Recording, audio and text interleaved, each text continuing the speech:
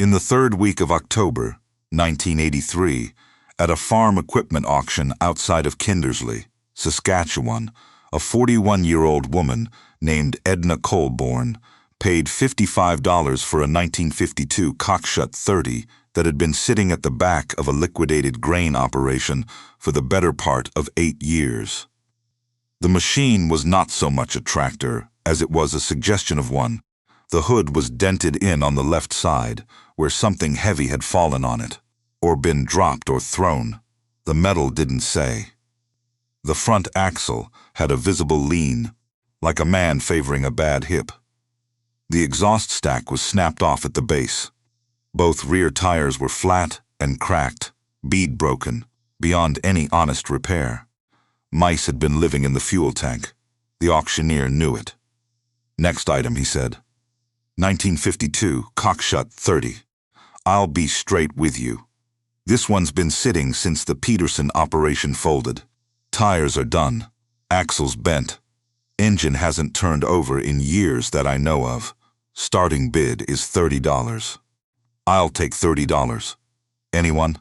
A parts dealer from Saskatchewan raised 2 fingers. 30. A scrap hauler in a yellow vest shook his head at 35. 40, the parts dealer said. 45? The auctioneer looked around the crowd. Nobody. 55, Edna said. The parts dealer turned and looked at her, the way people look at someone who has said something in the wrong language. He didn't bid again. The scrap hauler shrugged and lit a cigarette. Sold. $55 to the woman in the brown coat. Her son-in-law, a cautious man named Keith, helped her hook a chain to the front axle and drag the Cockshutt onto a flatbed trailer they'd borrowed from a neighbor. The tractor groaned as the winch cable drew taut. It groaned as the front wheels came off the ground. It made a sound like something that had decided, a long time ago, to stay where it was. Keith stood at the back of the trailer and looked at what they'd loaded. He was a polite man. He tried to be tactful. "Mom," he said. He called her Mom because his wife had asked him to, and because he was that kind of man. "What exactly is the plan here? I'm going to fix it." "Fix it," he said. "The way people repeat a sentence when they haven't understood it. The whole thing, start to finish." Keith nodded the way a man nods when he has no more useful words. He tied the trailer chains, and they drove back along the grid road toward Edna's property, 40 minutes west of town, the Cockshutt swaying on the flatbed behind them, shedding rust flakes in the October wind like it was already trying to return to the earth. By the end of that week, Kindersley had something to talk about. Edna Colborn bought the Cockshutt nobody wanted, the old Peterson machine, the one with the bent axle, paid $55 for a tractor that wasn't worth the fuel to haul it. The story moved the way stories move in small Saskatchewan towns. From the grain elevator to the cafe, from the cafe to the curling rink, from the curling rink to the church basement. At every stop it got a little funnier, because Edna Colborn was not who anyone expected to be buying tractors at auction. Let me tell you about Edna Colborn, because what she did with that Cockshutt over the following winter only makes sense if you understand who she was and where she'd come from. Edna was born in 1942 on a 320-acre mixed farm, 17 miles north of Leader, Saskatchewan. Her father, Vernon, ran wheat and cattle the way his own father had, carefully, without theater, and always within what the land and the weather allowed. Vernon was not a complicated man. He believed that debt was a kind of weather you invited onto your own land, and that a sensible person kept the door shut. He was also a man who fixed things. Everything, always. Himself. Not from pride. From a clear understanding that paying someone else to do what your own hands were capable of was a transaction that only went one direction. He kept a small shop at the back of the yard, a low building with a tin roof that drummed in summer rain and creaked in January cold. A concrete floor he'd poured himself in 1951, a wood stove, a workbench, and tools that had been accumulating since before Edna could remember, wrenches with worn grips, punches and chisels in a coffee tin, a floor jack that leaked slowly but held. Edna was the second of 3 children, and the only daughter. Her brothers, Lloyd and Frank, both left the farm before they were 25. Lloyd to a pipe-fitting apprenticeship in Edmonton, Frank to a job managing a co-op hardware in Swift Current. Edna stayed, not because she lacked options.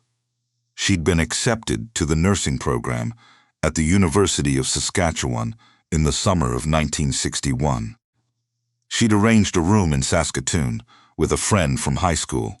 She had her acceptance letter in the drawer of the kitchen desk. But Vernon's back had given out that spring. 3 discs, the doctor and leader said. He won't be carrying anything over 20 pounds for a good while. Vernon listened to this and said nothing. Then he went home and tried to carry a 50-pound bag of oats across the barn and ended up on the floor. Edna deferred her acceptance. 1 year, she told herself. She put the letter back in the drawer. 1 year became 2. 2 became the acknowledgement, quiet and private, that she wasn't going. She took over the spring field work in 1963. By 1965, she was running the grain operation, while Vernon managed the cattle from the seat of a half-ton, directing from a distance, because his back wouldn't let him do much more. She was not bitter about it. This is important to understand. Edna didn't stay out of duty in the way that produces resentment. She stayed because the work made sense to her in a way that nursing, which she'd chosen somewhat arbitrarily, probably never would have. She had her father's eye for waste and his patience for problems that required sitting with them before they could be solved. Vernon died in 1974, leaving Edna the land, the equipment, a small savings account, and a shop full of tools she already knew how to use. She was 32 years old. Her brothers came to the funeral and offered to help her decide what to do with the farm. She thanked them and said she had already decided. She was going to keep farming it. They exchanged a look that she didn't miss and didn't mention. She married late, a widower named George Colborne, a quiet man who grew barley 12 miles east and had no interest in telling Edna how to run her operation. He died of a heart attack in 1980, 3 years into their marriage, leaving Edna with his name, a deep and uncomplicated grief, and the firm understanding that she was, in all practical terms, on her own. Now, the Cockshutt 30. When Edna looked at that leaning, dented, axle-bent machine on the auction grounds, she didn't see what the parts dealer saw. She didn't see what Keith saw, either. She saw the same thing she had learned to see in her father's shop. The distance between a broken thing and a working thing was never as large as it looked, provided you were willing to measure it honestly. Here is what Edna knew that the crowd at that auction didn't. The Cockshutt 30 had one of the most underrated powertrains ever fitted to a row crop tractor. The transmission was a 4-speed with a high-low range, giving 8 working gears, more flexibility than most machines of its era. The rear axle housing was heavy cast iron, overbuilt for the engine it carried. The kind of engineering that comes from a company expecting the worst from the weather and the ground and the people operating the equipment. Cockshutt had built the drivetrain to outlast everything around it. On the right machine, in the right hands, that transmission would run for decades past the point where the sheet metal and the hydraulics and the original engine had given up. Edna also knew something about power. 14 months before that auction, in August of 1982, She had driven to an estate sale outside of Outlook, 90 kilometers southeast. A small gravel operation was liquidating, and among the equipment was a Leroy air compressor, mounted to a trailer. The kind used at road construction sites. The compressor itself was seized and useless, but the engine driving it was not. It was a Continental F-162, a flathead four-cylinder, 162 cubic inches. Factory rated at 32 horsepower, and known for running in conditions that would stop other engines cold. The engine had been maintained carefully, oiled regularly, kept covered. It was in fine shape. It was the compressor it was bolted to that had died, not the motor. Edna paid $45 for the whole unit. She pulled the Continental off the trailer that afternoon in the seller's yard, loaded it into the box of her half-ton, and left everything else behind. Then she drove home and parked it in Vernon's shop. The Cockshutt 30 came from the factory with a Hercules IXB four-cylinder engine. It was a reasonable engine. It made 30 horsepower at the belt, which was adequate for most of what the tractor was asked to do. But adequate was not what Edna was building toward. The Continental F-162 was a more modern engine than the Hercules it would replace. It was tighter, lighter, more fuel-efficient, and it made its power across a broader RPM range, which mattered on Saskatchewan range, which mattered on Saskatchewan ground, where the soil could change from clay to gravel to hardpan inside a single field. The bolt pattern was different. The mounts were different. The cooling provisions were different. But the differences were concrete measurements, not impossibilities. Edna had spent 6 weeks in her father's shop with both engines on stands.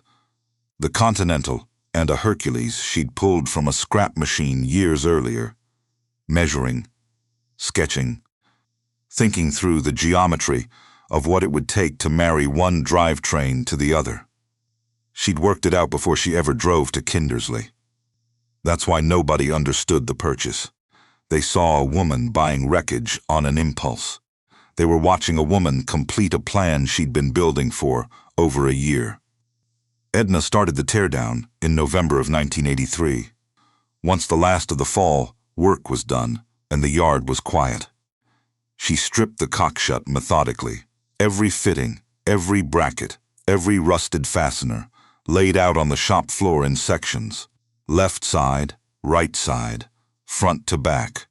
Her father had taught her this. A machine taken apart carefully is a machine that goes back together. A machine taken apart carelessly is a pile. The frame was straight. The Peterson operation had neglected the cosmetics but not the structure, and the main rails were solid and true. Edna Wire brushed them, primed them, and painted them. Not red, the original Cockshutt color, but a dark green she happened to have. Color didn't matter. Paint prevented rust. Rust was money leaving the yard. The transmission she pulled as a unit and set on blocks. She drained the gear oil, which came out the color of used motor oil, left too long in a hard-working engine. She cracked the case, laid the gears out on a piece of clean plywood, inspected every tooth. Nothing. No scoring, no pitting, no heat discoloration. 31 years old, and the internals looked like a machine that had been stored properly instead of abandoned. She replaced the bearings. $28 from a bearing supplier in Saskatchewan, and the seals, $9. Packed everything with fresh gear oil and reassembled it. The front axle was the structural problem. The lean she'd noticed at the auction was a bent kingpin housing on the right side. The result, she suspected, of someone hitting a large rock or a frozen drainage ditch at speed and not stopping to look at what they'd done. Edna pulled the axle, took it to a machine shop in Kindersley, whose owner she knew from years of work together, and had the housing pressed straight and sleeved. The bill was $61. The axle came back true. Now, the engine swap. The Continental F-162 had been sitting on a stand in the corner of the shop since August of 1982. 16 months. Edna had gone through it once already. New rings, new bearings, valve grind, fresh gaskets throughout. Total parts cost $53. She'd bought the parts in batches when she had the money and when the parts suppliers in Saskatchewan had them in stock, which wasn't always the same day. The engine was ready, the fit was not. The Continental's mounting feet sat on a different spacing than the Hercules mounting points on the Cockshutt frame. The difference was 5 inches on the lateral spread and about 2 inches forward on the left side mount.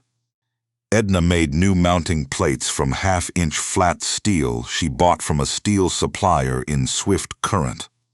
$14 for the plate, cut to her dimensions on their bandsaw while she waited. She welded the new plates to the frame rails with Vernon's old Lincoln stick welder, a machine that was older than Edna and still ran better than most equipment half its age. The adapter between the Continental flywheel and the Cockshutt clutch housing was the precision work. Different bolt patterns, different pilot bore diameter. The solution was a plate, 3/4-inch steel, 9 bolt holes, a bored center. Edna laid the geometry out on graph paper first, the way Vernon had taught her for any job where a mistake couldn't be undone by simply unbolting it. She transferred the layout to the steel with a scribe and a center punch. She drilled the bolt holes on Vernon's old drill press, working up through bit sizes slowly, letting the press do the work. The center bore she finished with a boring bar attachment that Vernon had bought in the early 1960s and used perhaps 3 times. It had been hanging on a peg above the drill press since before Edna left high school. She checked her measurements 4 times before she drilled anything. Then she checked them again. The adapter plate took 2 weekends, not because the work was beyond her, but because, on a job like this, right was the only acceptable result. A plate that was off by a fraction of a millimeter would transfer that error into the input bearing of the transmission every time the engine fired. Edna had seen what that kind of sustained misalignment did to a gearbox. She'd seen it take 2 seasons to show itself and then fail completely at the worst possible time, mid-harvest, in a field 20 minutes from the nearest parts truck. She mated the engine to the Cockshutt drivetrain on a Tuesday evening in February of 1984. The Continental settled into the frame without drama. Mounts solid. Adapter plate true. She fabricated a new throttle rod from steel bar stock, plumbed a new fuel line from the Cockshutt's original tank with an inline filter she'd pulled from a junked combine header, and adapted the original radiator to the Continental's water connections with a pair of heater hoses and 2 custom fittings she turned on Vernon's lathe. The lathe hadn't run since 1977. She added oil, ran it through its range, and it cut the fittings clean. New wiring, ignition, starter relay, voltage regulator. $27 in parts from the auto supply on Main Street. Used rear tires in serviceable condition. $65 the pair from a tire dealer in Kindersley who dealt in farm takeoffs. A seat she'd pulled from a salvaged Massey at a dispersal sale the previous spring.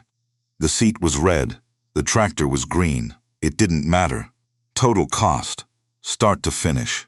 Cockshutt 30, $55. Continental F-162 with compressor unit, $45. Engine rebuild parts, $53. Transmission bearings and seals, $37. Axle repair at machine shop, $61. Mount plates and steel stock, $14. Adapter plate steel, $19. Wiring and hardware, $27. Tires, $65. Miscellaneous fasteners and hose, $21. Total, $397 one winter. Vernon's shop. Vernon's tools. One woman who had been learning how to use them since she was 11 years old. Edna started the tractor on a Saturday morning in early April of 1984, when the yard was still muddy from snowmelt, and the air smelled like the particular combination of diesel and wet earth that means spring is real. She climbed up, set the choke, pressed the starter. The Continental turned twice and caught. It settled into an idle that was different from a Hercules, quieter in some registers, with a different cadence, the sound of an engine designed in a different decade with different tolerances. It ran smooth. No knock, no surge, no vibration through the frame that shouldn't be there. She let it warm for 10 minutes, watching the temperature gauge come up, listening to the valves, feeling the steering wheel for anything that would tell her the adapter was transmitting torque incorrectly. There was nothing. The plate was true. The engine sat in that frame as if it had been placed there by someone who had designed both at the same time. She drove it to the east quarter and hooked up a cultivator, a 5-shank unit she'd been running behind her older tractor at a pace that required patience. The Continental-powered Cockshutt pulled it at a walking pace through the soft spring ground without a stumble, RPM steady, steering light, the rear wheels finding traction without spinning. Her neighbor to the north, a man named Howard Fenwick, who ran 800 acres of wheat and canola with equipment considerably newer and more expensive than anything in Edna's yard, was out checking his fields that morning. He stopped his half-ton at the fence line. Edna saw him and brought the Cockshutt to the edge of the field. "That doesn't sound like a Cockshutt engine," Howard said. "It's not. What did you put in it?" "Continental F-162, out of a Leroy compressor unit I bought at a sale in Outlook." Howard looked at the tractor for a long time. He was a practical man, not given to excessive expression, but the look on his face was the particular look of a person recalculating something they thought they already understood. "What did that run you?" $397, all in. Howard had bought a used John Deere 4040 the previous spring for $14,500. He had a repair bill from the dealer, from the fall that he was still paying off. He stood at the fence line doing arithmetic in his head that was making him uncomfortable. "Vernon would have approved," Howard said finally. That's probably the highest thing he could have said, and both of them knew it. The word moved through the community the way it does when farmers tell other farmers something they've seen themselves. Not fast, not embellished. Farmers don't exaggerate about field performance because the field is still there. The evidence is in the soil. Two neighbors drove past Edna's yard that spring specifically to look at the Cockshutt. One of them, a man named Alex Brody, who ran a mixed operation south of town, came back in May and asked if Edna thought the same approach could work on his 1955 Massey Ferguson 35, which was burning oil at a rate that had become expensive. She said she'd have a look. She had a look.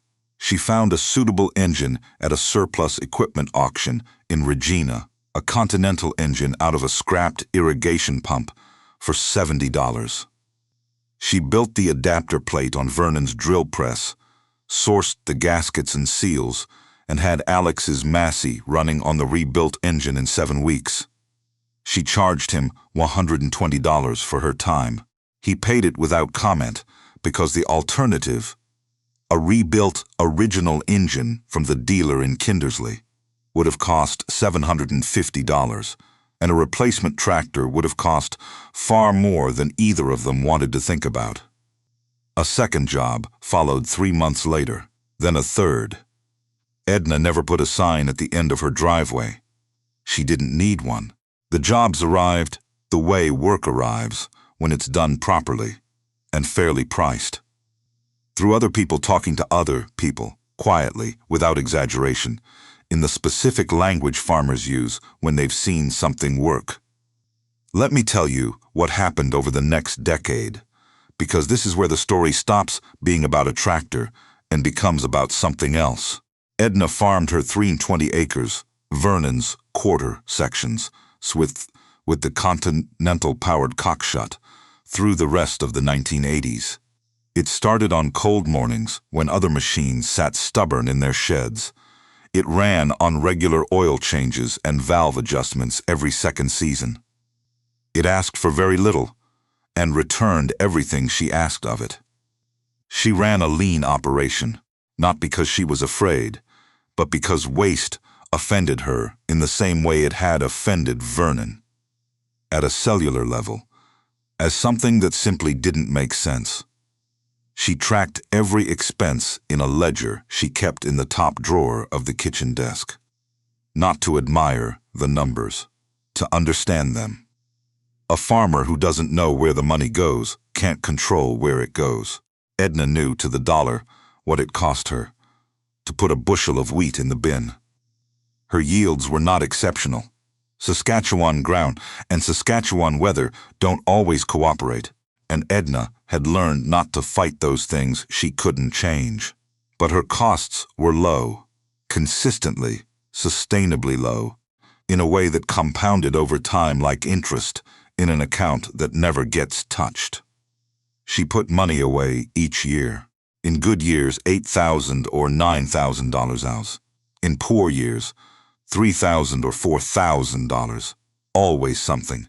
Always into a savings account at the credit union in Kindersley that she didn't touch and didn't think of as hers until it was needed.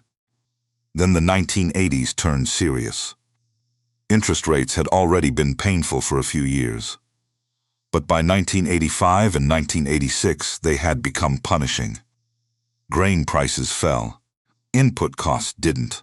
The farmers who had expanded in the optimistic years of the late 1970s, who had bought additional land on credit, upgraded equipment with loans, carried operating lines that depended on commodity prices staying where they were, found themselves in a position that no amount of hard work could resolve.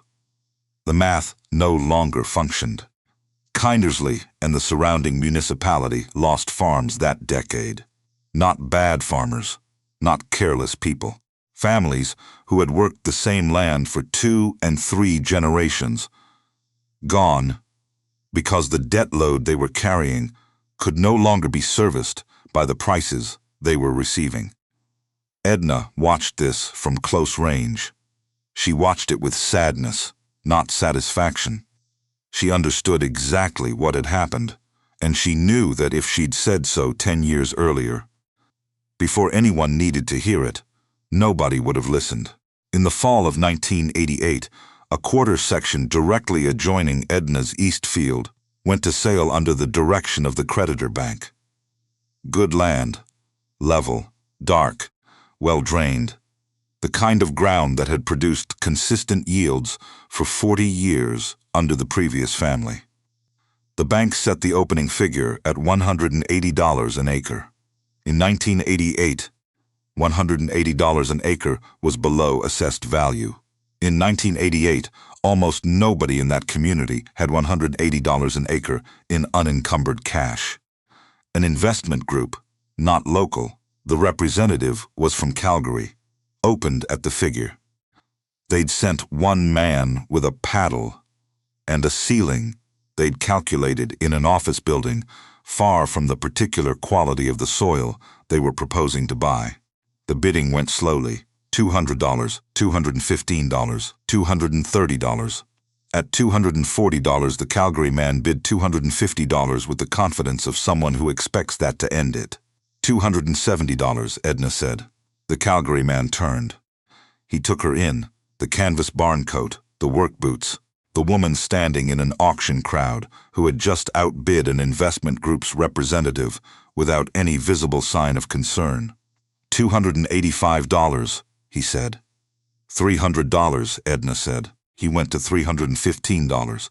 Edna went to $330. He paused at $345 long enough that the auctioneer asked twice. $360, he finally said. $380, Edna said. She said it the same way she'd said every other number. Same volume, same register.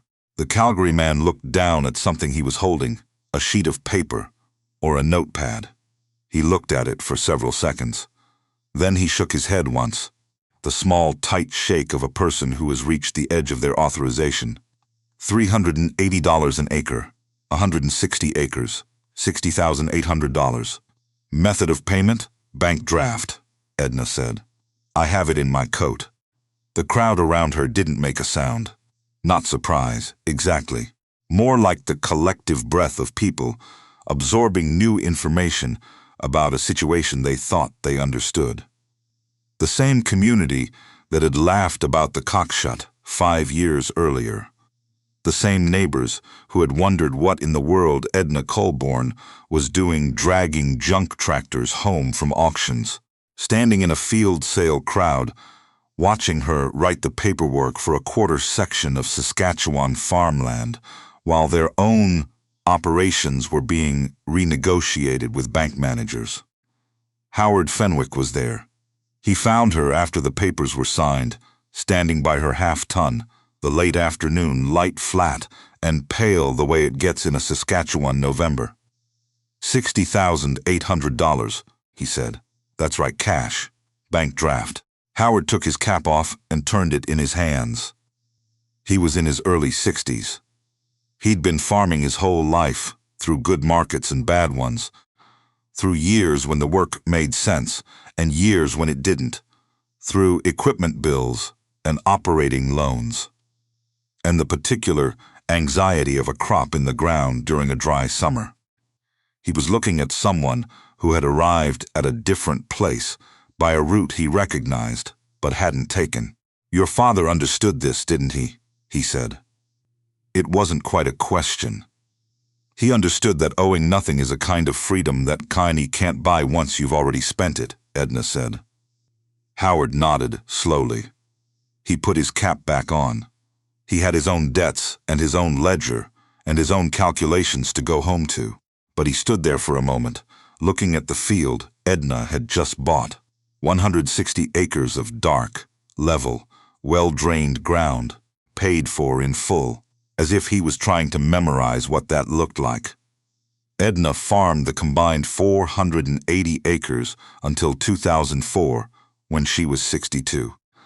She sold the eastern parcels to a young couple who had been renting them for 3 seasons, and who, to her satisfaction, paid cash for them.